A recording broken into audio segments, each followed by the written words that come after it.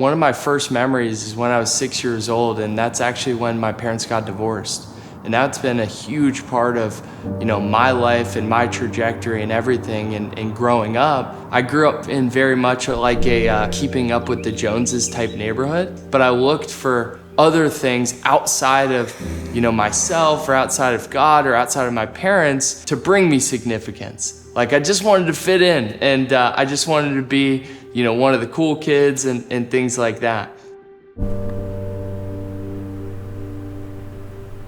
So growing up, I was never the best athlete. Like even I remember back to elementary school, I couldn't even do a push-up.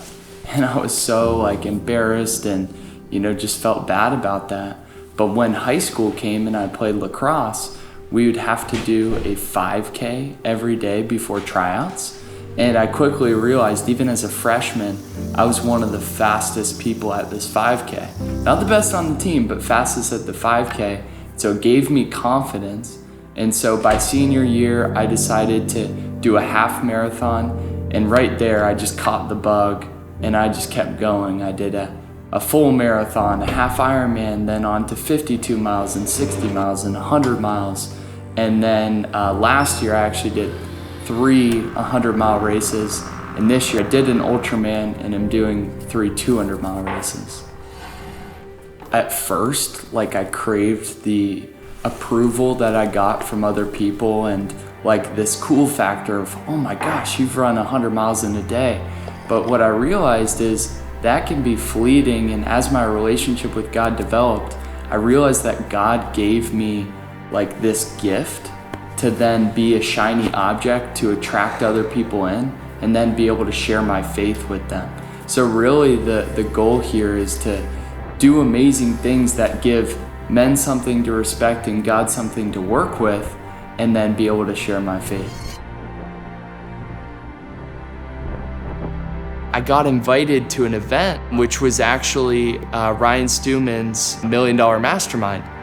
And the first speaker there was Pastor Keith, and his leadership thoughts. I'd never heard someone talk about God the way that he did. And then the last speaker was Steve Weatherford, who has made a huge impact on my life. And it really opened up a picture of possibility for me, who I could be, seeing Keith and seeing Steve, which actually led me to Elevate Life Church. And so I heard this thing at Mighty Men in church, this reoccurring theme of just give God a year. Just give God a year with your finances. Give God a year with coming to church every Sunday. Give God a year of showing up every Saturday as a man.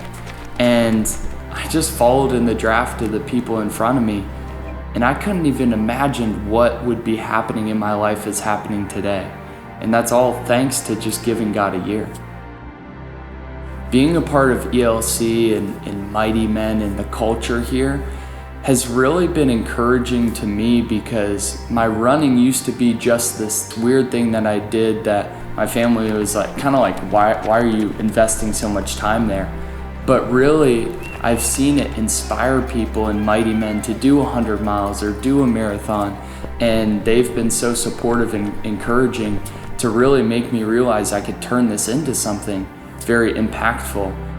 I mean, with giving God a year, I would just encourage you to do that, because look at my life.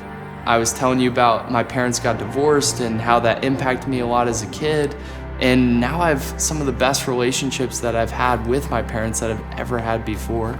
I gave God a year with my tithing and my finances, and now I've actually become one of the financial leaders in the church, getting invited to that gathering and things like that, which has been really cool. I've been able to be in rooms that I never could have imagined. I've been able to have friends and be able to meet people that I could have never imagined. That's just the benefits of giving God a year and really going after it, and I feel like that's just the start.